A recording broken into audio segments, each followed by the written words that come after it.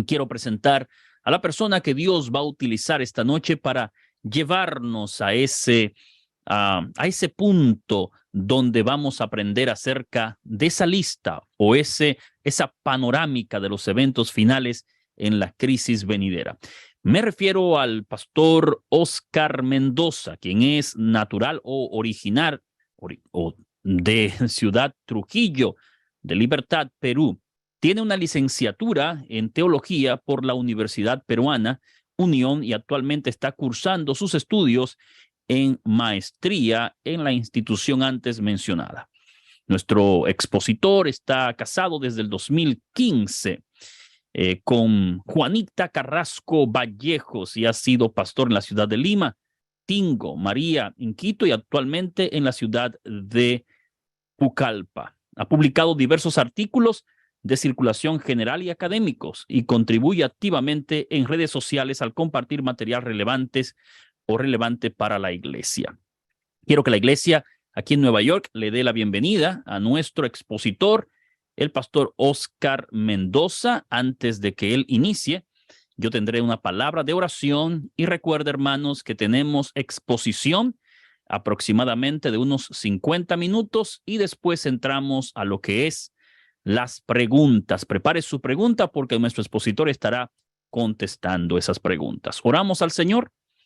Padre, muchas gracias. Gracias por darnos el privilegio, la oportunidad de esta noche estar aquí presentes para aprender más de lo que va a acontecer en el último capítulo de la historia de este mundo. Bendice a nuestro expositor, el pastor Oscar Mendoza, y que tu Espíritu Santo pueda utilizarlo en esta oportunidad con poder para instruir a los hermanos que están aquí presentes. Gracias, muchas gracias. En el nombre de Jesús. Amén y amén. Oscar, bienvenido aquí a la Gran Conferencia de Nueva York. Es un placer tenerte con nosotros. Gracias, Pastor Ferreira. Buenas noches con cada uno de ustedes, queridos hermanos. Es una alegría estar ante ustedes con el propósito de estudiar juntos la palabra de Dios. Y vamos a comenzar con la presentación. Permítame buscar el archivo.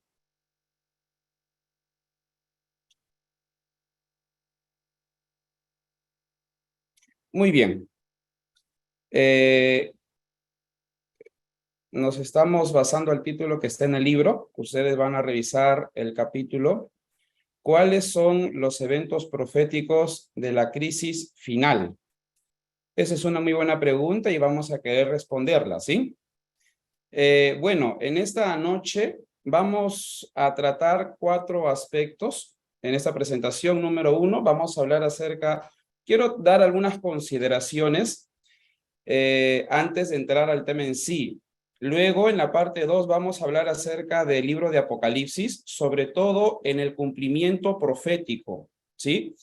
Hay 2 clases de profecía, sobre todo en el Apocalipsis, la que es histórica, así se le ha llamado en la erudición, y también la que es escatológica. Luego, en la tercera parte, ya nos vamos a dedicar a los eventos finales, o también llamada crisis final. Y finalizaremos con una reflexión. Muy bien, ¿qué consideraciones quisiera dar al respecto en esta presentación? Número 1, recordemos que la crisis final, la que va a ocurrir en el futuro antes de que venga Cristo, va a ser breve. No pensemos que va a demandar mucho tiempo. En realidad va a ser breve. No se sabe cuánto, pero va a ser breve. Lo otro, no se sabe la fecha del inicio ni del fin de esta crisis. Por lo tanto, no es recomendable estar especulando en tal año se va a dar la marca de la bestia, en tal año se va a dar la ley dominical. No es recomendable especular con fechas. Recordemos que la última fecha profética fue 1844. Así que no es recomendable estar especulando con fechas con respecto a los eventos finales. La tercera consideración, recordemos que Apocalipsis, Daniel, la señora White no presentan un orden de eventos, ¿sí? Hay eventos que van a suceder de manera simultánea. Y finalmente, recordemos que del lado de Cristo en la crisis final, el protagonismo lo va a tener el remanente, que en este caso es pues nuestra iglesia, ¿ya? Por parte del pueblo de Dios, por supuesto, o por parte de los hijos de Dios. Muy bien, con estas consideraciones vamos a la siguiente parte. Miren, cuando uno lee el libro de Apocalipsis, no sé, a ver, me gustaría de que cada uno de ustedes tengan sus Biblias en estos momentos a la mano. Cuando nosotros leemos el libro de Apocalipsis, como es un libro profético, esta se divide en dos clases de profecía. La profecía o la parte histórica y también la parte escatológica. Y como miramos ahí en el diagrama, la parte histórica y la parte escatológica está dividida por un año, por una fecha. ¿Cuál es esa fecha? 1798 después de Cristo. La pregunta es ¿por qué? Porque a la luz de Daniel capítulo 12, el año 1798 es el año en que inició el tiempo del fin, ¿ya? Entonces, ¿en qué consiste la parte histórica del libro de Apocalipsis? En todos los sucesos proféticos o todas las profecías que ya se han cumplido desde el primer siglo después de Cristo hasta 1798. ¿Sí?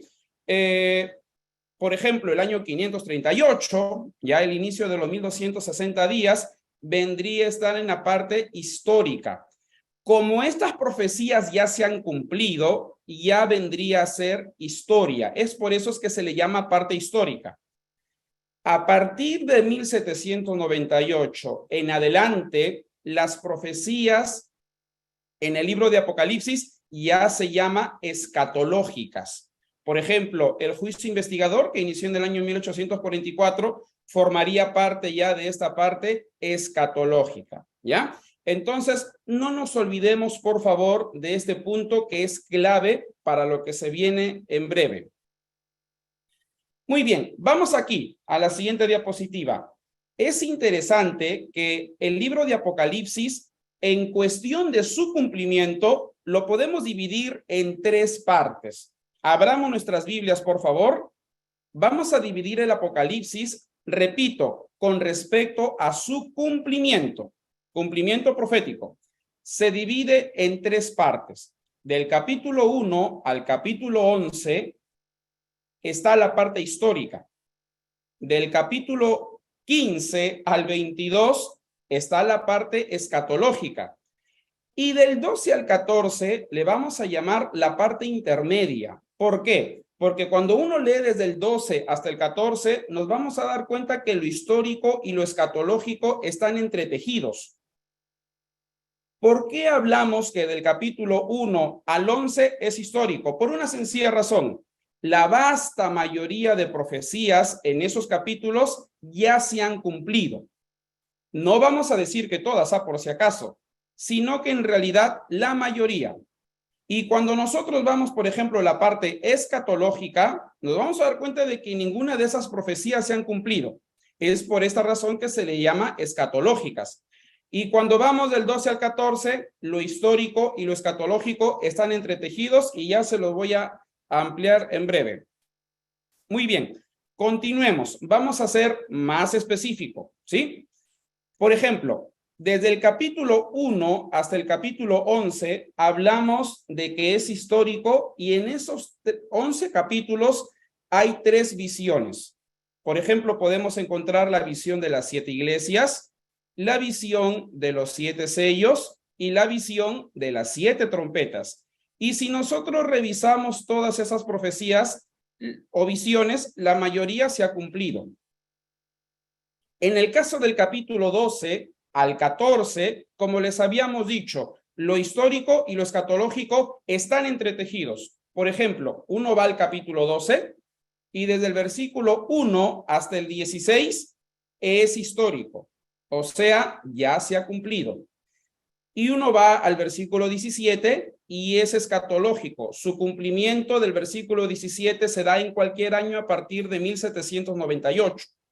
Cuando uno va al capítulo 13, nos daremos cuenta de que del versículo 1 hasta el versículo 7 es histórico y desde el versículo 8 hasta el 18 es escatológico.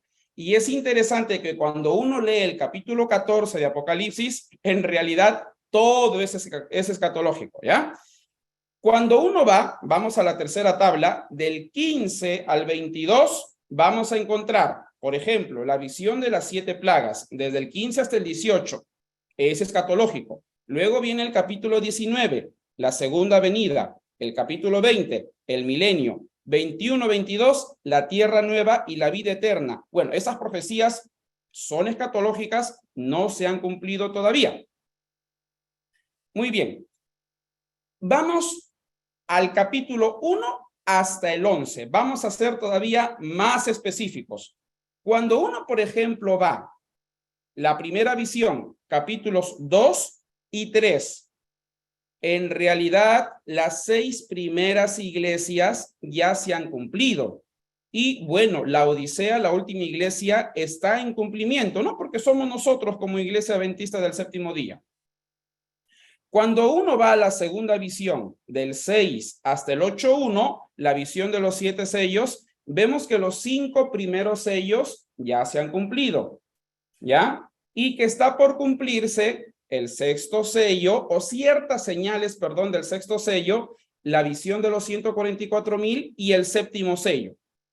Y cuando uno va a las trompetas, bueno, sugerimos que las 6 primeras trompetas ya se han cumplido, lo del paréntesis del capítulo 10 también, y que la séptima trompeta está por cumplirse, ¿ya? Muy bien. Ahora sí, vamos al capítulo 12, 13 y 14. ¿Qué es lo que ya se cumplió y falta por cumplir en estos capítulos? Uno va al capítulo 12, como se les indicó hace ratito, del 1 al 16.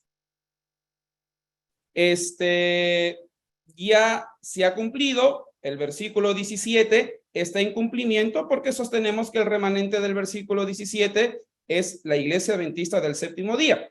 Cuando uno va al capítulo 13, vemos pues que ya se cumplió todo lo relacionado al surgimiento de las 2 bestias, a las acciones del anticristo durante la Edad Media, y por cumplirse pues está todo lo que tiene que ver con las acciones de la bestia que sube de la tierra, la falsa adoración mundial y la marca de la bestia. Y cuando uno va al capítulo 14, está en cumplimiento la presencia del remanente, la proclamación de los mensajes de los 3 ángeles que iniciaron en el año 1844, y está por cumplirse la segunda venida y la aparición de los 144,000. Finalmente, ya para ir terminando esta parte, cuando uno va del capítulo 15 al 22, como les habíamos dicho, nada se ha cumplido. 7 plagas, segunda venida, el milenio y la tierra nueva. Con estas consideraciones o con este aspecto que nos presenta el Apocalipsis, ahora sí nos vamos a la crisis final, ¿sí? Bueno, la crisis final se divide, o sugiero que se divide en 2 partes, ¿ya? La primera parte, antes que termine el tiempo de gracia, y la segunda parte, los eventos que van a suceder después que termine el tiempo de gracia, ¿ya? Recordemos eso, por favor. Repetimos, la crisis que se va a avecinar o que va a suceder en el futuro antes de que venga Cristo, la vamos a dividir en 2 partes. Lo que va a ocurrir desde que inicia la crisis final hasta el fin del tiempo de gracia, y los eventos que van a suceder desde que termine el tiempo de gracia hasta la segunda venida de Cristo. Muy bien, vamos a comenzar con los eventos que van a ocurrir desde que inicia la crisis final hasta que termine el tiempo de gracia. Y para ello me voy a basar al siguiente diagrama. Creo que no estoy tapando nada. No. Muy bien. Miremos ahí, por favor. Por supuesto, esta es una propuesta, ¿ya? Tengamos en cuenta eso, por favor.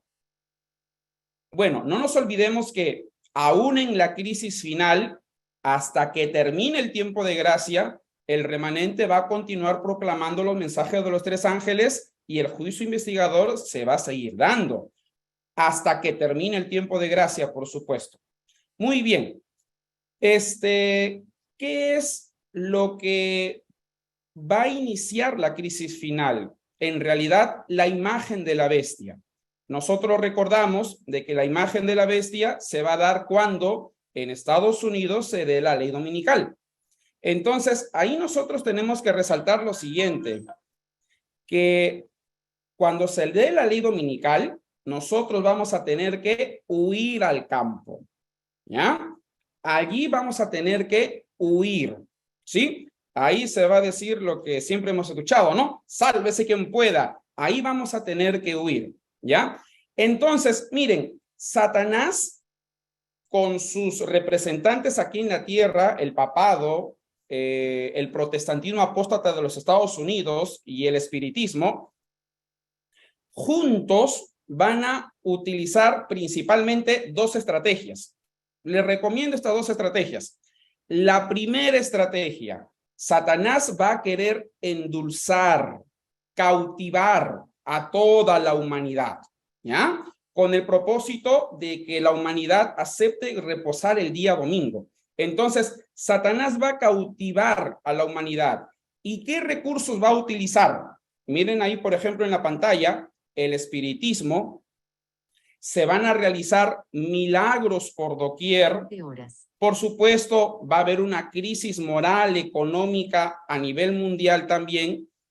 Y de hecho, se van a enseñar varias falsas doctrinas. Entonces, el primer recurso que va a utilizar Satanás para engañar a la gente precisamente será la que sugiero, una falsa lluvia tardía, ¿ya? Para promover una falsa adoración. Entonces, ¿qué es lo que va a hacer aquí Satanás?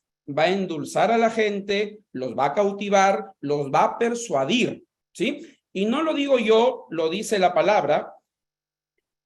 Abramos nuestras Biblias, o si no, leamos lo que dice aquí los textos en la pantalla. Por ejemplo, en Apocalipsis 13:13 señala, también hace grandes señales, de tal manera que aún hace descender fuego del cielo a la tierra en presencia de los hombres. Y luego vamos al versículo 14. Además, engaña a los que moran en la tierra a causa de las señales que se les concedió hacer en presencia de la bestia, diciendo a los moradores de la tierra que hagan una imagen de la bestia que tenía en la herida de la espada y que ha vuelto a vivir. Miren, a ver, vamos a ampliar un poquito el panorama. Varios teólogos han sugerido varias cosas acerca de las grandes señales. Algunos indican que estas señales tienen que ver mucho con el espiritismo. Otros sostienen de que las famosas señales van a ser los milagros, ¿no? Paralíticos caminando, ciegos viendo, ¿sí? Entonces, eso incluiría estas señales. Y es interesante las palabras que utiliza ahí el apóstol Juan, ¿no? En Apocalipsis 13:13, hará hasta descender fuego del cielo. Y recordemos que cuando vamos a la Biblia, descendió fuego del cielo, por ejemplo, en el Monte Carmelo, como también descendió del fuego en el Pentecostés. Entonces, en el Pentecostés descendió como lenguas de fuego y hubo grandes señales en ese día. Entonces, Satanás va a falsificar la lluvia tardía en realidad y va a realizar varias señales con el propósito de cautivar a la humanidad. Muy bien. Y bueno, van a ver, de hecho, nosotros como adventistas no vamos a caer en esas señales, sobre todo aquellos que leemos la palabra. Entonces, Satanás, ¿qué va a utilizar? Va a seguir con un segundo recurso, ¿ya? ¿Y cuál será ese segundo recurso? La persecución. Y aquí voy a retroceder un poco. Vamos a mirar aquí la línea de tiempo. Primera estrategia, grandes señales, persuasión, endulzar a la gente. Segunda estrategia, va a comenzar Satanás a hostigar para que la gente guarde el domingo. Se establecerá la marca de la bestia y comenzará a obligar, ya, sobre todo a quienes, a los que no hagan caso lo que diga el anticristo, que en este caso es el papado. Entonces, primera estrategia, los va a cautivar. Pero como va a haber un grupo nosotros o los miembros del remanente o nosotros como adventistas que no vamos a obedecer, Satanás utilizará el segundo recurso. ¿Cuál? La persecución. Y esa famosísima persecución por causa del sábado es la primera persecución. Se le llama también, algunos teólogos como Mansell sugieren, el pequeño tiempo de angustia, ¿ya? Que es antes que termine el tiempo de gracia.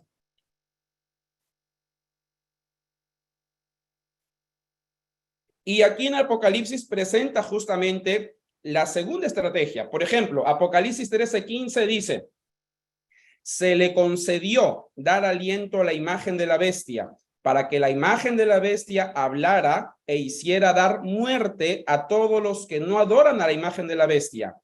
Y fíjense lo que dice el versículo 17, y que nadie pueda comprar ni vender, sino el que tenga la marca, el nombre de la bestia o el número de su nombre, que en este caso serían equivalentes. Entonces, primera estrategia, endulzarlos, cautivarlos, milagros por aquí, milagros por allá. Y por cierto, en este contexto, la señora White señala que Satanás va a falsificar la segunda venida.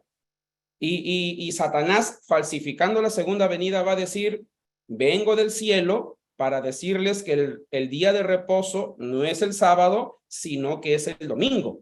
Entonces, Satanás va a utilizar también el espiritismo, tal vez uno de los recursos principales para cautivar a las personas. ¿Sí? Ese es el primer recurso. Repetimos, como va a haber un grupo, nosotros como remanente, que no vamos a obedecer ya tales órdenes, Satanás va a recurrir al segundo recurso, entonces nos van a comenzar a perseguir. Muy bien. En plena persecución, vamos a seguir con la línea de tiempo. En plena persecución es que el Espíritu Santo va a comenzar a descender con mayor fuerza. Y aquí viene la profecía de la lluvia tardía. El Espíritu Santo descenderá para los creyentes, el remanente ya consagrado. ¿Con el propósito de qué? De dar el fuerte pregón y predicar el mensaje de Apocalipsis 18:4, salí de ella, pueblo mío, a todo el mundo. Gracias a la lluvia tardía, habrá un gran reavivamiento a nivel mundial, ¿sí? Se va a predicar con mayor fuerza. Entonces, van a seguir cumpliéndose algunos eventos proféticos, como lo vamos a sostener aquí según la palabra.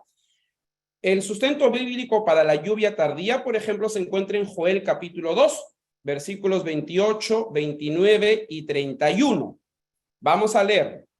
Y sucederá que después de esto derramaré mi espíritu sobre toda carne, y vuestros hijos y vuestras hijas profetizarán, y vuestros ancianos soñarán sueños, vuestros jóvenes verán visiones, el sol se convertirá en tinieblas y la luna en sangre, antes que venga el día del Señor grande y terrible. A ver, vamos a ampliar un poquito el panorama. Para comenzar, el día del Señor o el día de Jehová no es únicamente la segunda venida. En realidad, el día del Señor comienza con la caída de las plagas. Por lo tanto, lo que está aquí profetizando Joel es que antes que caigan las plagas, el Espíritu Santo vendrá. Por eso es que ahí aparece la palabra derramaré, una imagen de lluvia. ¿Ya? Recordemos que en el Antiguo Testamento se presenta al Espíritu a veces con la imagen de agua, de lluvia. Entonces, aquí por el verbo derramaré mi espíritu, evidentemente se muestra pues que va a haber una lluvia tardía antes que comiencen las 7 plagas, ¿ya? De Apocalipsis 16. Y con la lluvia tardía, que se va a dar el fuerte pregón a todo el mundo, se va a cumplir la profecía de Mateo capítulo 24, versículo 14, que dice, y este evangelio del reino se predicará a todo el mundo como testimonio a todas las naciones, y entonces vendrá el fin. Ahora, se predica a todo el mundo. Muchos entregarán sus corazones a Cristo, ¿ya? La misión se terminó de cumplir Ahora el Señor, ¿qué dice? Terminamos el juicio investigador, ya vamos a terminar el tiempo de gracia y como ya vamos a lanzar las plagas, primero tenemos que sellar a los 144,000, que por cierto es una cifra simbólica, no es una cifra literal. Entonces, se sella a los 144,000, tanto la marca de la bestia como el sello de Dios, que son antagónicos, son señales espirituales. Y los que tendrán la marca de la bestia serán aquellos que lleguen a guardar el domingo, y los que lleguen a ser sellados será porque guardan el día sábado. Entonces, el Señor, ¿qué hace? Sella los 144,000 y termina el tiempo de gracia. ¿Ya? Esta sería la primera parte de la crisis final. ¿Sí?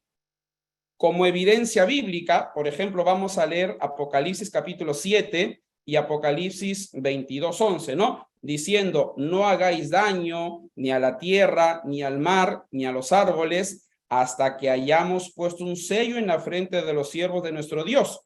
Obviamente, aquí se está utilizando un lenguaje simbólico. Y oí el número de los sellados, 144,000 sellados de todas las tribus de Israel. Obviamente también es simbólico. Que el injusto siga haciendo injusticias, que el impuro siga siendo impuro, señala Apocalipsis 22:11. Entonces, se sella los 144,000 y termina el tiempo de gracia. Esa sería la primera parte de la crisis final. Ahora sí, vamos a la segunda parte de la crisis final. Se va a dar desde que termine el tiempo de gracia hasta la segunda venida de Cristo.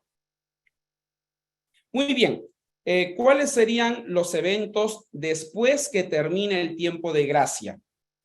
Ok, habíamos dicho de que el Espíritu Santo desciende sobre el remanente en la lluvia tardía, pero ojo, desciende con mayor fuerza con el propósito de quedarse. El Espíritu Santo en la lluvia tardía obra en el remanente, se termina de cumplir la misión y es el mismo Espíritu el que sella los 144,000 y es el mismo Espíritu que dice, caramba, me sigo quedando aquí en la tierra para cumplir la promesa de Mateo 28:20 y yo estaré con ustedes hasta el fin del mundo. Entonces, el Espíritu Santo, al terminar el tiempo de gracia, deja de interceder por los impíos y se dedica a proteger a los 144,000. ¿Por qué? Por una sencilla razón. El Señor va a comenzar a mandar las plagas y de acuerdo a Apocalipsis 16, los que van a recibir las plagas serán los que tengan la marca de la bestia y Babilonia. Y por esa razón es que Babilonia, los marcados por la bestia, se van a preguntar por culpa de quiénes nos están afectando aquí las plagas. Y ellos van a concluir por culpa de los guardadores del día sábado. Entonces, vamos a matarlos, vamos a perseguirlos. Y wow, y esa es la persecución, el famoso o la famosa gran tribulación que habla Apocalipsis 7:14 y Daniel 12:1, ¿ya? Entonces, Babilonia, los marcados por la bestia, van a perseguir a los 144,000. Evidencia bíblica, vamos aquí. Apocalipsis 16:2. El primer ángel fue y derramó su copa en la tierra, y se produjo una llaga repugnante y maligna entre los hombres que tenían la marca de la bestia y que adoraban su imagen. ¿Qué está diciendo el texto? Que las plagas únicamente las van a recibir los que tengan la marca de la bestia. Pero no solo ellos, también la famosísima Babilonia. A manera de paréntesis, ¿no? Babilonia es un sistema político religioso, es la falsa cristiandad, es la famosísima Trinidad satánica compuesta por el espiritismo, el papado y el evangelicalismo apóstata de los Estados Unidos, ¿ya? Ahora, viene aquí una pregunta, ¿no? ¿Por qué es que en Apocalipsis 16 aparece Babilonia como ciudad, ¿ya? Y cuando vamos al capítulo 17 aparece Babilonia como mujer. Bueno, no nos preocupemos porque en la apocalíptica bíblica, Daniel y Apocalipsis, es común utilizar 2, 3 imágenes para representar a lo mismo. Un ejemplito. En Daniel 2, el oro es Babilonia. Y en Daniel 7, el león también es Babilonia. Oro, león representan a lo mismo, a Babilonia. En Daniel capítulo 2, la plata representa a los medos y persas. En Daniel capítulo 7, el oso representa a los medos y los persas. Y en el capítulo 8, el carnero también representa a los medos y los persas. Oro, oso, ¿ya? Y carnero son 3 símbolos que representan a la misma realidad. Entonces, es común en Daniel y en Apocalipsis que se utilicen distintos símbolos para representar a lo mismo. Uno va a Apocalipsis capítulo 5, versículos 5 y 6, y Jesús es el león y es el cordero. León, cordero, símbolos que representan a la misma realidad, Jesucristo. Entonces, en Apocalipsis capítulo 16 se presenta Babilonia como gran ciudad. En Apocalipsis capítulo 17 se presenta también a Babilonia como mujer, como prostituta. Y en el capítulo 18 se vuelve a presentar a Babilonia como ciudad. ¿Ya? Entonces, prostituta, ciudad, 2 símbolos representando a lo mismo. En Apocalipsis 16, 19 señala de que Babilonia también va a recibir pues las plagas. Entonces, las plagas, queridos hermanos, las van a recibir Babilonia y los marcados por la bestia. Así que nosotros como hijos de Dios en realidad no deberíamos temer. Sinceramente se los digo, ya que ellos van a ser los castigados, no nosotros. Continuamos. Los 144,000 en plena persecución, ya en las últimas plagas, básicamente, los 144,000 van a experimentar la angustia de Jacob. La señora de White nos amplía el panorama y ella señala de que los 144,000 en un momento van a preguntarse, ¿nuestros nombres seguirán escritos en el libro de la vida? Va a haber dolor en sus corazones por errores cometidos en el pasado. Esa será la angustia de Jacob. Pero la señora White también señala de que el Espíritu Santo los va a reanimar y ellos van a seguir adelante. Esta gran tribulación que va a ocurrir ya al finalizar las plagas es el famosísimo Armagedón. Es una lucha espiritual, ¿por qué? Porque por un lado está Babilonia, por otro lado está el remanente o los 144,000 sellados. Es una batalla de índole religioso en cuestión de a quién adoramos, ¿sí? Entonces, este Armagedón termina con que en plena persecución Jesús viene. Nuestro Señor Jesucristo viene. Es por esta razón que sostenemos de que los 144,000 van a ser los miembros del remanente que permanecerán con vida cuando Jesucristo venga por segunda vez. ¿Por qué? Porque Babilonia va a perseguir a los 144,000 y no los va a llegar a matar. Eso sí, no sé a dónde van a huir, pero no los van a matar, ¿ya? No van a morir. ¿Por qué? Porque en plena persecución viene el Señor Jesucristo.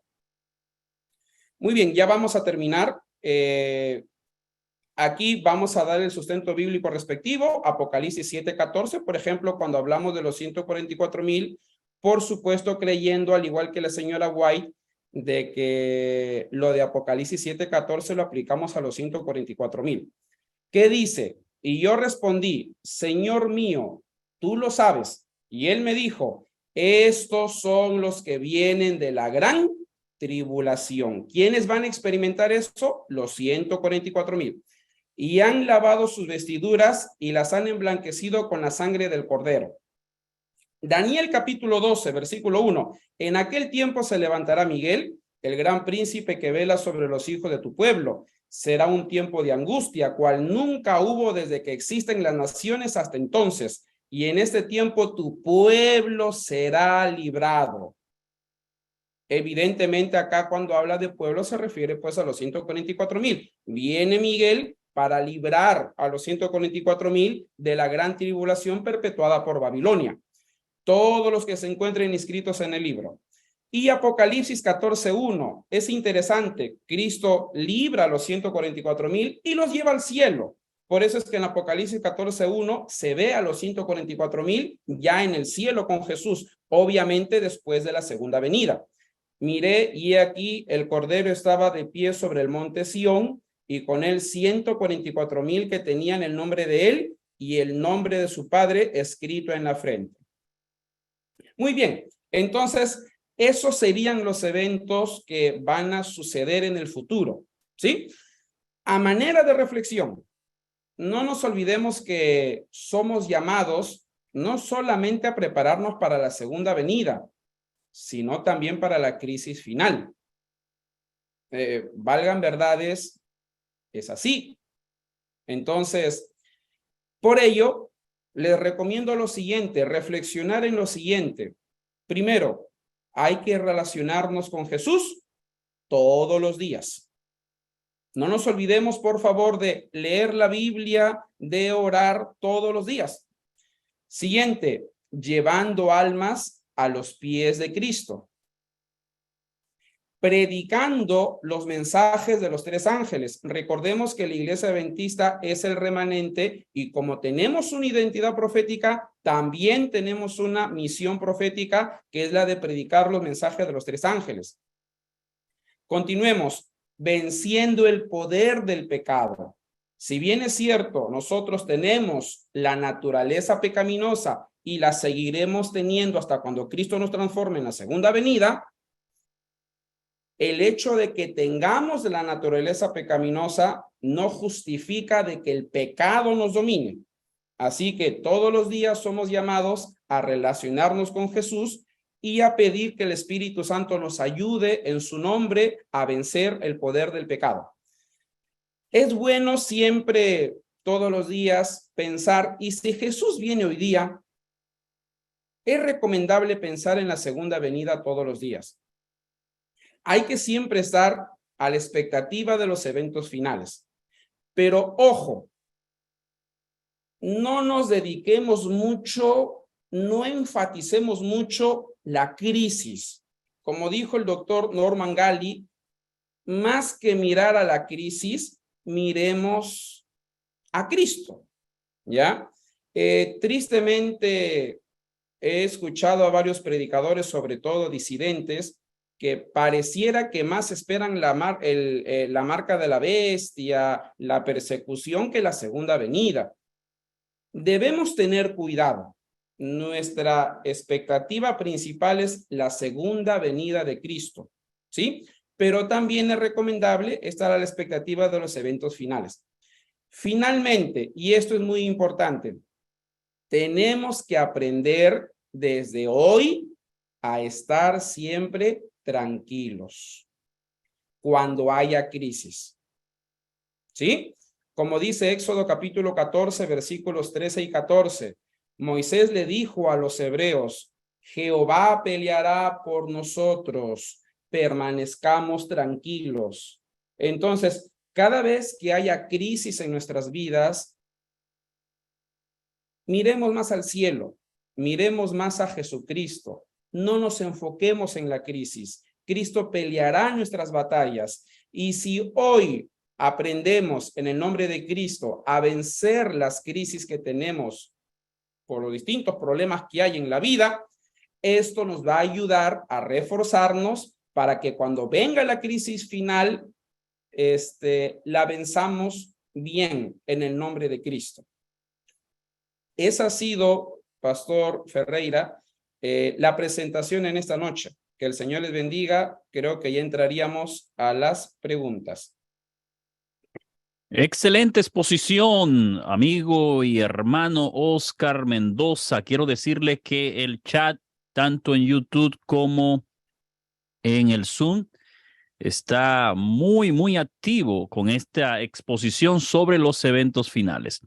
Vamos a ver entonces, queridos hermanos, sus preguntas. Vamos a dedicar, tenemos un buen tiempo, casi unos 20 o 25 minutos o más para responder las preguntas que tenemos aquí. Así que, por favor, ya vamos a estar adentrándonos en las preguntas que tenemos por aquí. Pastor Mendoza, ¿puede ampliar un poco más el concepto? Preguntan aquí de los 144,000. ¿Por qué usted concluye que son simbólicos y no literales? Preguntan. Ok, gracias. A ver, yo les voy a describir qué presenta Apocalipsis 7 y 14, o los capítulos 7 y 14, sobre los 144,000. Y uno ya hay que reflexionar si estamos hablando de una cifra literal, ¿ya? A ver, ¿qué presenta Apocalipsis 7 y 14? Uno, los 144,000 son de Israel. Dos, los 144,000 distribuidos en 12,000 de Gad, 12,000 de Neftalí, 12,000 de Judá, 12,000 de Rubén, 12,000 de José. 3. Cuando vamos al capítulo 14, dice de que los 144,000 todos son varones. Y que los 144,000, versículo 4, todos son solteros, porque dice que son castos. Ya, eso presenta Apocalipsis capítulo 7 y capítulo 14. Con esta descripción, la pregunta es, ¿estamos hablando de algún elemento literal? Me parece que no, porque si hablamos que la cifra es literal, la palabra Israel también tendría que ser literal. Los 12,000 de cada tribu también tendría que ser literal. No sé, los que abogan por esta literalidad, no sé de qué tribu seríamos. Es más, nosotros no entraríamos porque nosotros somos gentiles. No somos israelitas de sangre. Entonces tendrían que ser judíos de sangre o israelitas. Y de paso, 12,000 de cada tribu. Y aquí hay algo que también nosotros tendríamos que cuestionar. Cuando Juan escribió el Apocalipsis en el año 96, es más, cuando Cristo ya estaba aquí en la tierra, las 12 tribus no existían. Entonces, ¿cómo vamos a hablar de algo literal si cuando Juan escribió sobre las tribus y el 12,000, 12,000, 12,000, 12,000, si las tribus en esos días no existían? Entonces, obviamente estamos hablando de algo simbólico. Es por eso que, por ejemplo, cuando leemos Gálatas capítulo 6, Pablo señala de que nosotros como iglesia somos el Israel espiritual. Es por esa razón que se utiliza la palabra Israel en el capítulo 7. Si nosotros entendemos a la cifra 144,000 literal, también tendríamos que entender que lo del versículo 4 de Apocalipsis 14 es literal. O sea, todos los 144,000 van a ser varones y las mujeres, todos van a ser solteros y los casados, bueno, Pastor Yeuri y yo no entraríamos. Nos quedamos entonces, Nos Oscar. quedamos entonces, nos metemos en muchos problemas. Es por esta razón que la Iglesia Adventista sostenemos de que la cifra es simbólica. Lo que sí está en discusión es que la relación de los 144,000 con la gran multitud. La mayoría de nuestros eruditos en nuestra iglesia sostienen de que serían el mismo grupo, pero también hay teólogos que recomiendan de que serían grupos diferentes y que la gran multitud serían los resucitados de todas las edades. El problema es que cuando vamos a Apocalipsis 7, en ninguna parte dice que la gran multitud son los resucitados de todas las edades. Y es curioso, en Apocalipsis 7:14 dice que la gran multitud pasó la gran tribulación. Y cuando la señora White habla de los 144,000, dice, pasó la gran tribulación, cita Apocalipsis 7:14. O sea, una de las características de la gran multitud la aplica a los 144,000, como que la señora Guay estaría dando a entender de que podrían ser el mismo grupo. De todos modos, esto está en discusión. Ahora, los 144,000, como hablamos en la presentación, van a ser los miembros del remanente que permanecerán con vida cuando el Señor Jesucristo venga por segunda vez. Ahora, los que abogan por la literalidad de los 144,000 son tanto el catolicismo, como el evangelicalismo. Hay varios eruditos, tanto católicos como evangélicos, que sugieren esta cifra como literal. Y cuando se les cuestiona acerca de los 12,000 de cada tribu, por ejemplo, los teólogos dispensacionalistas señalan que en el futuro va a haber un milagro, van a resurgir de la nada las 12 tribus, lo cual creo que no es tan objetivo que digamos, ¿ya?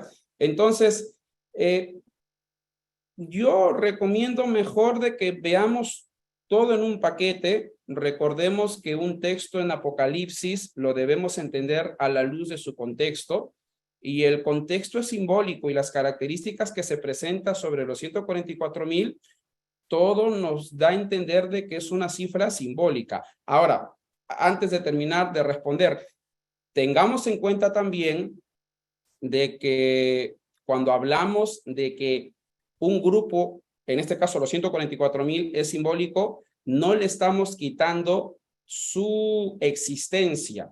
Recordemos que los símbolos que se nos presentan en el Apocalipsis representan realidades. El hecho de que la cifra sea simbólica no quiere decir de que ese grupo sea o no sea real. En realidad sí es un grupo real, pero que representa a un número mayor de personas. Muy bien, me gustaría allí, excelente tu respuesta, tu exposición. Si me permite solamente dar una idea, Oscar, ya que estamos en una conversación acá. Mientras hablaba, me llegó a la mente el hecho de lo que llamamos ese recurso literario que usa el Apocalipsis de mirar y escuchar. Cuando Juan escucha el número, después ve la gran multitud. Es algo que se da mucho en Apocalipsis, especialmente capítulo 4 y 5, cuando se habla de que del cordero y el león. Es un recurso literario usado en el Apocalipsis. Juan escucha el número y después ve la gran multitud. Interesante este El, enfoque también. el modelo oír-ver. Oír, ver, que se Exactamente. usa bastante allí.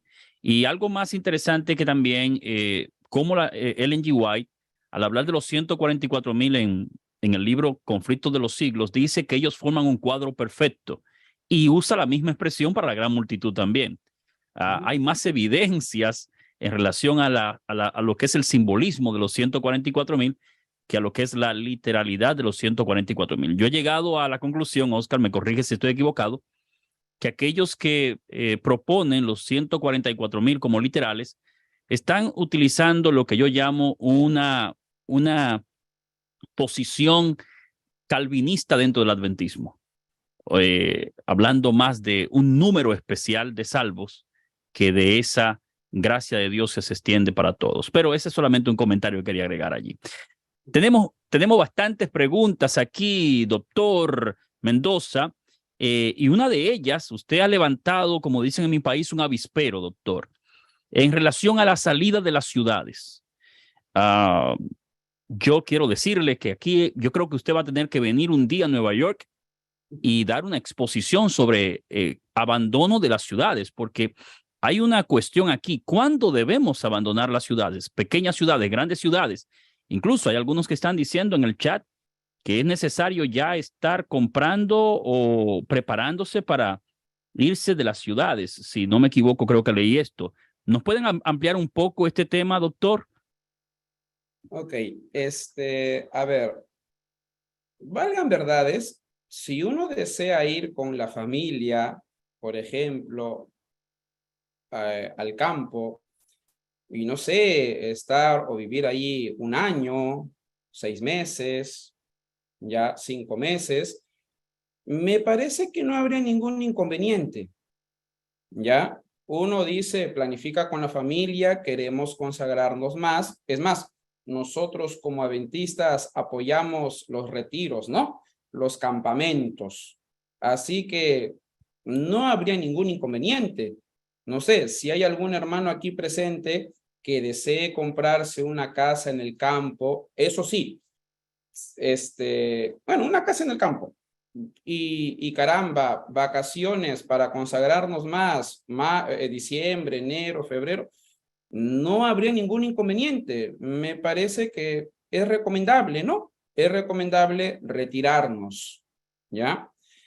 Pero, pero, si decimos, voy a ir al campo, porque en este 2022, o lo que pasó el 2020 con lo del COVID y luego lo de la vacuna al terminar ese año, voy a ir porque ya comienza la ley dominical, ya se dio la vacuna, el chip, la marca de la bestia, voy a huir en este momento al campo. Me parece que no es recomendable.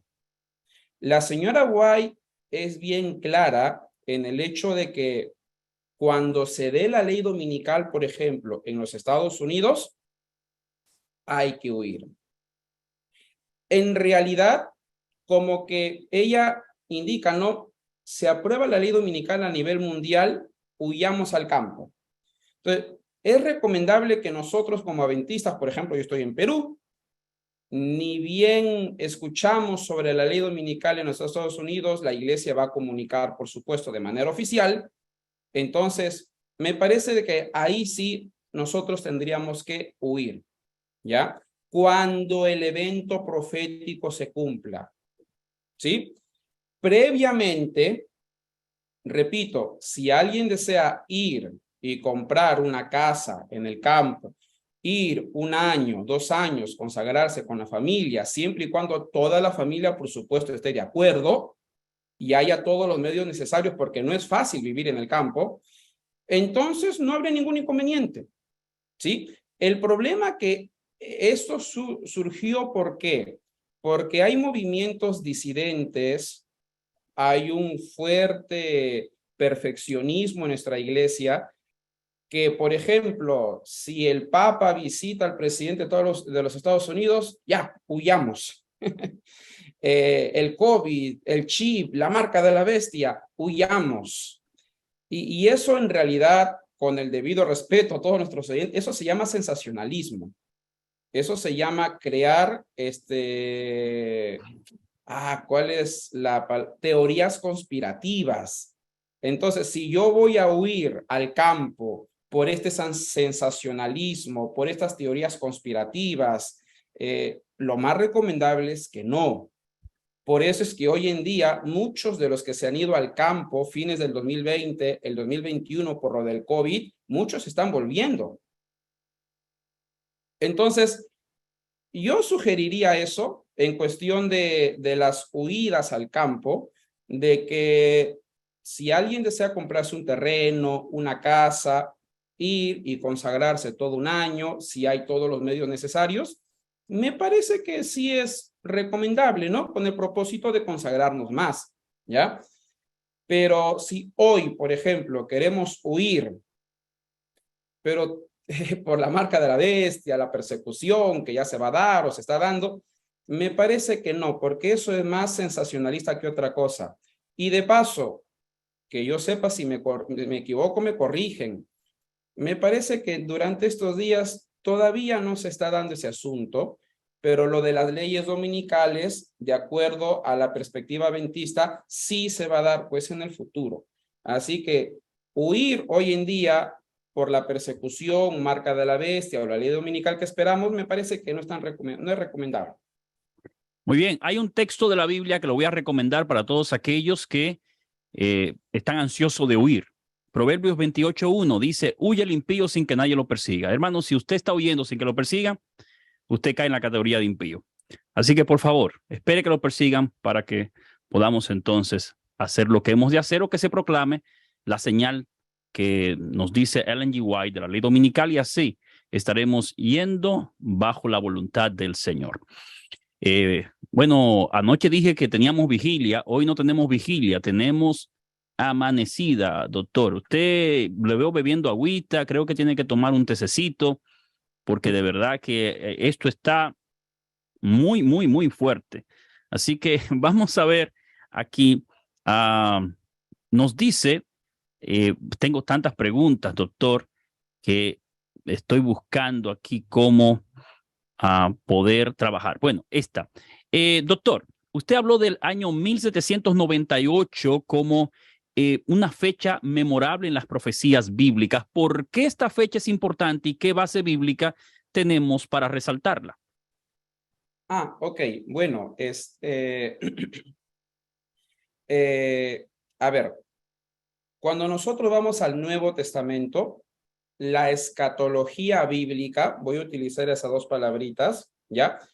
Eh, lo de hace rato que expliqué sobre histórico y escatológico, eso sería en el libro de Apocalipsis, ¿ya? Ahora vamos a utilizar la palabra escatología ya, pero aplicarlo al Nuevo Testamento. Cuando nosotros vamos al Nuevo Testamento, por ejemplo, Hebreos capítulo 1, versículo 1, señala en estos últimos días. Ya, ahí hablamos de escatología. El Padre se manifestó por medio del Hijo. Entonces, la escatología bíblica del Nuevo Testamento inició con la primera venida del Señor Jesucristo, ya, y va hacia adelante. ¿Sí? Hasta la segunda. Más adelante también. Inicia la escatología bíblica con la primera venida del Señor Jesucristo. Ahora, esta escatología bíblica sugerimos que tiene dos partes. ¿Y cuál es el año que determina esta división? 1798. ¿Por qué?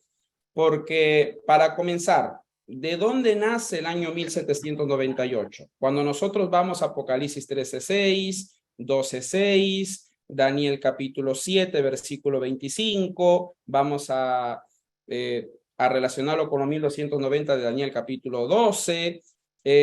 Por ejemplo, en Daniel capítulo 7, versículo 25 nos habla de los 3 tiempos y medio. Y en Apocalipsis 12:6, creo que también está en el 12:13, habla de los 1260 días.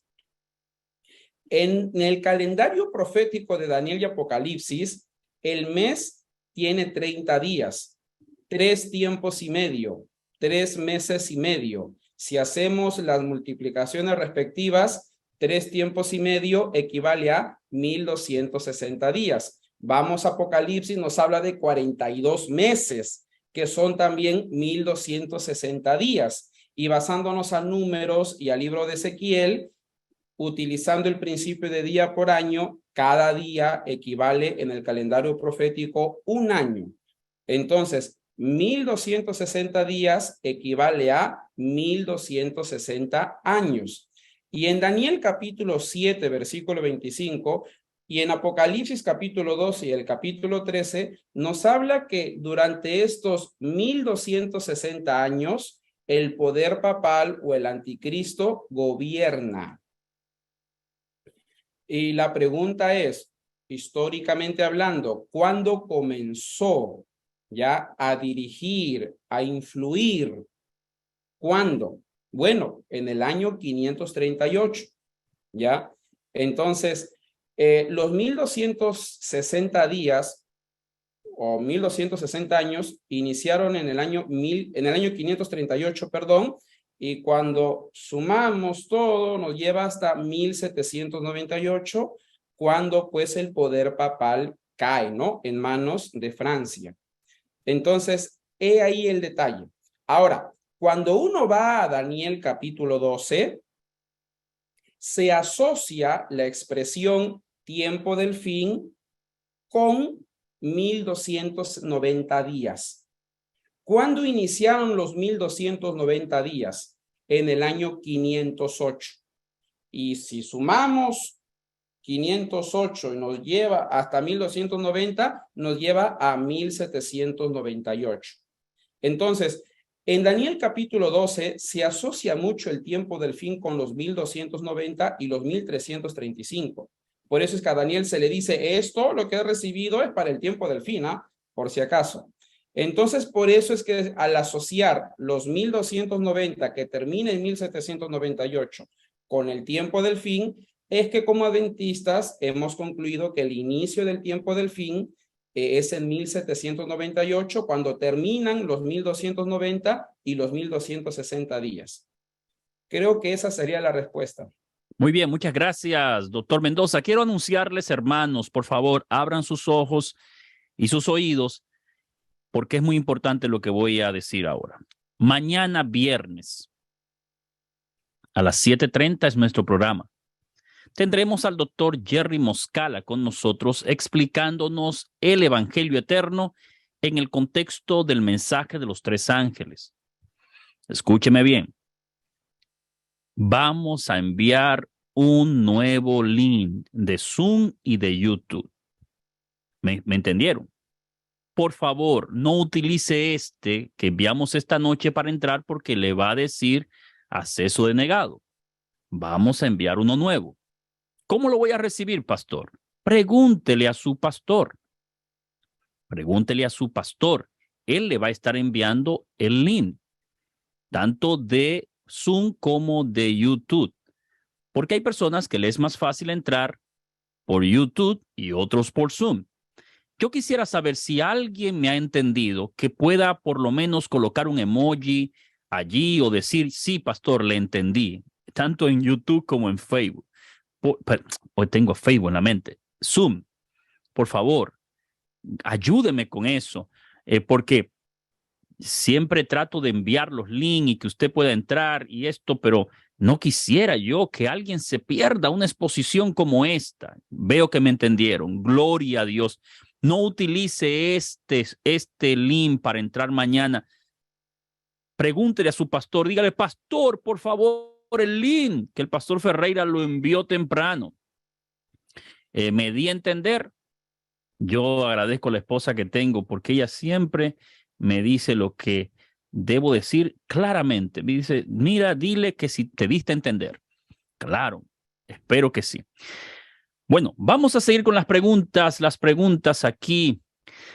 Doctor, vamos a entrar en turbulencias ahora. Así que quiero que usted se abroche bien el cinturón porque vamos a entrar en turbulencias. Se está hablando del chip aquí, doctor. Esto del chip, ¿podemos nosotros como adventistas darle credibilidad? ¿Hay una base teológica? Sí, la marca de la bestia, un chip que se va a integrar en la mano o en la frente de aquellos que rechacen el poder apóstata del tiempo del fin. ¿Me puede hablar un poco, dice un hermano, sobre esto? No queremos pasar esta pregunta, doctor. Ok, gracias. Bueno, partamos de lo siguiente. La vasta mayoría del libro de Apocalipsis es simbólico. Por lo tanto, cuando Apocalipsis 13, del 16 al 18, habla de la marca de la bestia en la frente o en la mano, es figurativo. El problema es que cuando sale un chip para X razón, ya pensando como si estuviera en un lenguaje literal, chip en la frente, en la mano, en el brazo, o sea, creer de que la marca de la bestia sería un chip es entender Apocalipsis 13 desde una perspectiva literal, lo cual no es recomendable. Porque cuando nosotros leemos todo el capítulo 13 de Apocalipsis, está cargado de símbolos. Está saturado de símbolos. Entonces, primero que nada, todo Apocalipsis 13 está hablando en un lenguaje simbólico, no es literal, ¿ya? Ahora, viene la pregunta. Entonces, ¿por qué trata el texto y dice frente o mano?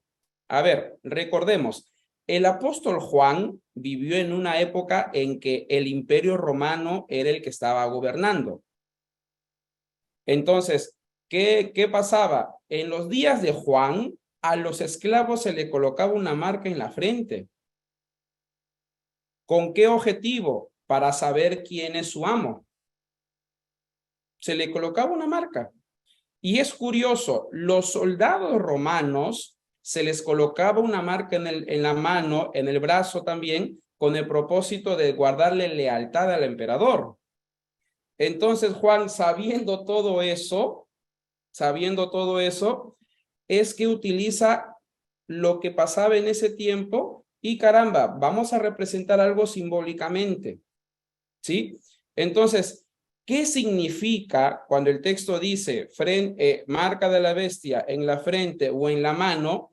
En que simplemente los marcados por la bestia, guardando o reposando el domingo, van a demostrar quién es su amo. ¿Y quién es su amo? El anticristo.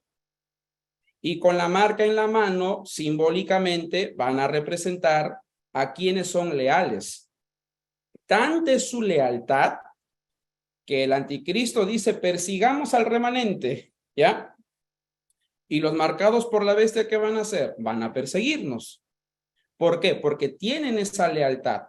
Entonces, yo sí les pediría, por favor, a todos los que nos están escuchando, y lo escuché también anoche del pastor y doctor Paulín, recordemos que estamos hablando de un lenguaje simbólico. Y al ser simbólico, necesitamos nosotros encontrar su significado. Primero que nada, su significado va a estar en el Antiguo Testamento.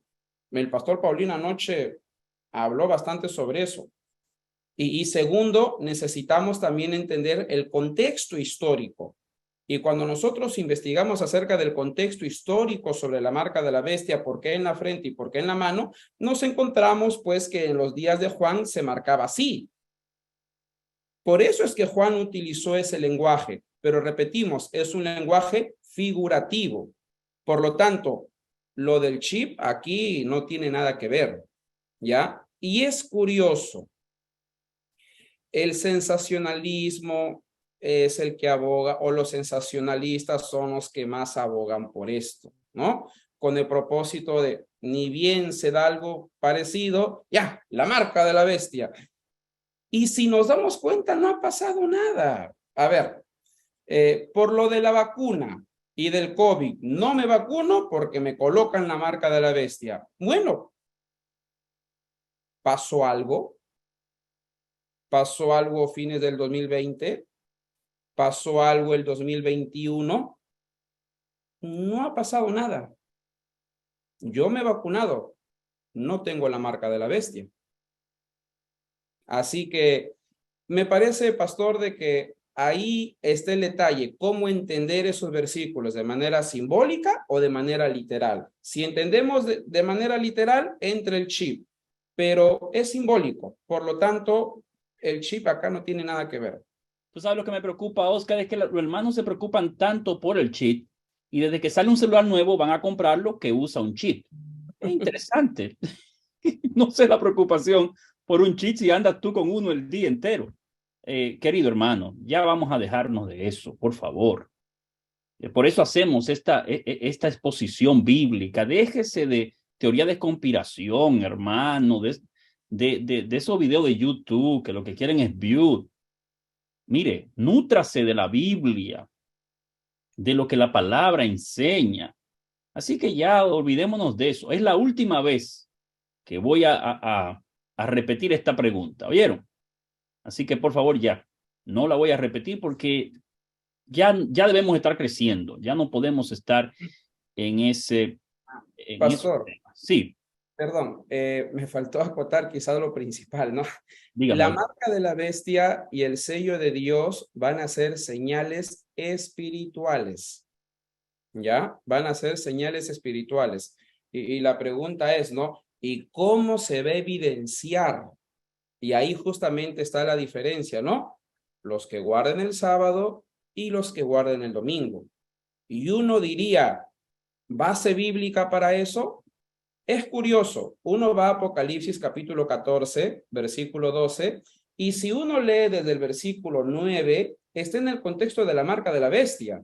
Y en el contexto de la marca de la bestia y la persecución es que aparece el versículo 12. Aquí está la perseverancia de los santos, los que guardan los mandamientos de Dios.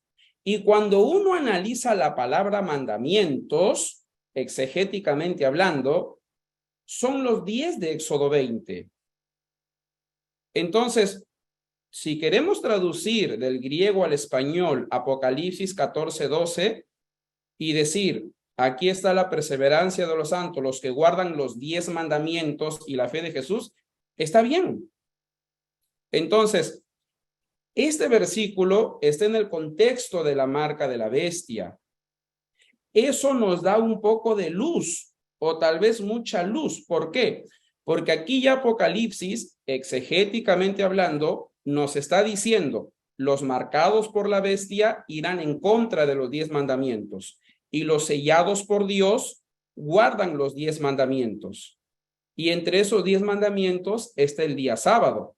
Y es interesante, en Apocalipsis 14:7, dice que somos llamados a adorar en el contexto del reposo sabático. Y eso, repito, está también en el contexto de la marca de la bestia. Entonces, ¿cómo reconocer quién va a tener la marca de la bestia? ¿Quién va a tener el sello de Dios? Los que tengan el sello de Dios guardarán los 10 mandamientos, entre ellos el sábado. Y los que tengan la marca de la bestia guardarán o irán en contra de esos 10 mandamientos guardando el domingo. Entonces, la marca de la bestia y el sello de Dios son dos señales espirituales, ¿ya? Pero que se evidencia a través del reposo sabático y del descanso dominical. Así que una vez más, aquí el chip no entra. No, no entra para nada. Hermanos, estamos llegando al final de nuestra exposición para hoy, pero antes quiero decirle lo siguiente. Tenemos 11 personas que entraron de primero y van a ganarse el libro de John Paulien. Recuerde bien, hay una condición. Deben vivir aquí en el estado de Nueva York porque lo enviamos con los pastores. No podemos enviarlo a fuera de Estados Unidos porque se nos complica. Tenemos a Alba Vélez, Albania, Betty Aguilar, Ketty Germán, Luisa de León, Juan Antonio Nova Márquez, PS Paredes, Eliezer Pérez, Sandra y Jimari Won. Ellos deben mandar sus iglesias para saber cuál es el pastor que vamos a enviarle el libro, por favor. ¿Entendido? Ahí di los nombres, por favor, coloque las iglesias o escriba en el chat y allí vamos a proceder. Quiero repetirles, queridos hermanos, que este simposio está basado en el libro que se ha escrito y que va a ser distribuido a un precio módico. El fin está cerca, una mirada a las profecías bíblicas. Importante libro, por favor, queridos hermanos, adquiera esta obra que estará siendo distribuida en las iglesias de la Greater New York Conference, las iglesias hispanas. El libro originalmente va a costar $14.99, pero a las iglesias hispanas del estado de Nueva York, los hermanos que están participando de este simposio, le estará costando un módico precio de $5.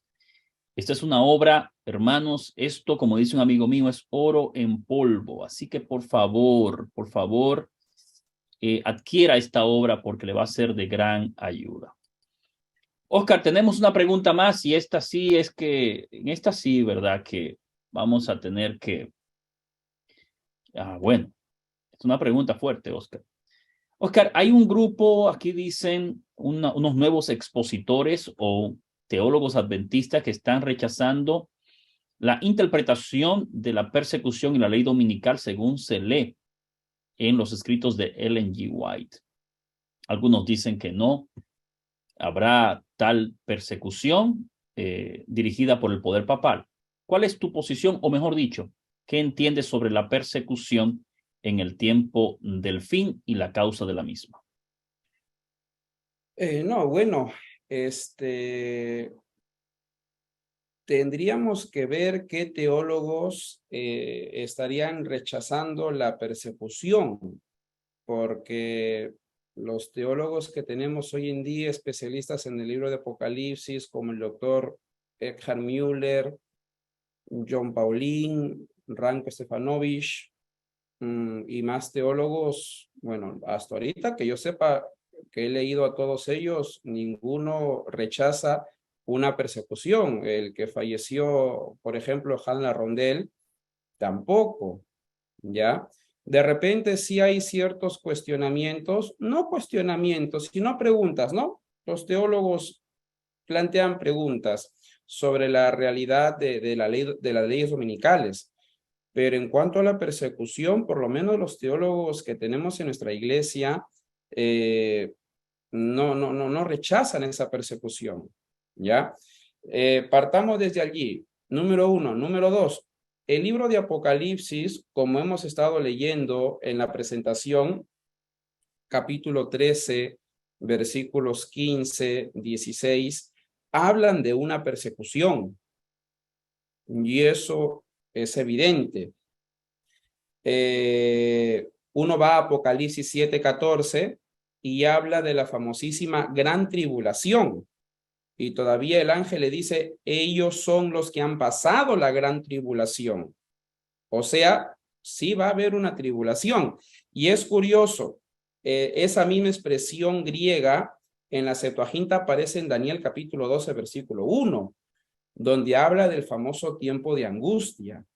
Entonces, Daniel capítulo 12, versículo 1 habla de que cuando venga el Señor Jesucristo habrá angustia aquí en la tierra. ¿Por qué? Porque hay una persecución. En Apocalipsis 16 también habla acerca de una persecución que va a perpetuar Babilonia. Perdón, 17. Entonces, será una realidad la persecución por parte del anticristo hacia los hijos de Dios. Si hablamos bíblicamente, les acabo de mencionar los textos bíblicos. Mateo en Jesús, perdón, en Mateo capítulo 24, Marcos capítulo 13, Lucas 21, habló también acerca de la persecución que vamos a tener nosotros como creyentes. Entonces, la persecución es una realidad. Número uno, bíblicamente, como les acabo de mencionar los textos. Número dos, recordemos que ya tenemos precedentes. El anticristo no es que recién va a aparecer en el futuro. El anticristo ya lo conocemos y ya sabemos cómo él obró durante la Edad Media. Entonces, ya hay precedentes de que el anticristo durante la Edad Media persiguió y mató a los que iban en contra de él o de la iglesia. Entonces, bíblicamente nos habla de una persecución en el futuro. Sí, hay muchos textos en la palabra de Dios. Y número dos, tenemos los precedentes. Así que me parece que cuestionar una persecución en el futuro o idealizar la persecución que va a perpetuar el anticristo, me parece de que no es bíblico, ¿ya? Y lo más recomendable es sostener de que en el futuro, tristemente, vamos a ser perseguidos, pero que al final el Espíritu Santo nos va a proteger, nos va a ayudar, nos va a acompañar. Muy bien, muchas gracias, Oscar. Antes de despedirnos, me gustaría saber de tus redes sociales, los materiales que publicas. Sé que escribiste un libro sobre las bienaventuranzas en el Apocalipsis. Tuve el privilegio de leerlo, una excelente exposición. Me gustaría que nos hable un poco de ti, del trabajo que haces y dónde podemos conseguir materiales escritos por ti para nuestros laicos que puedan descargarlos, leerlos y compartirlo y hasta predicarlo también en nuestras congregaciones, Oscar.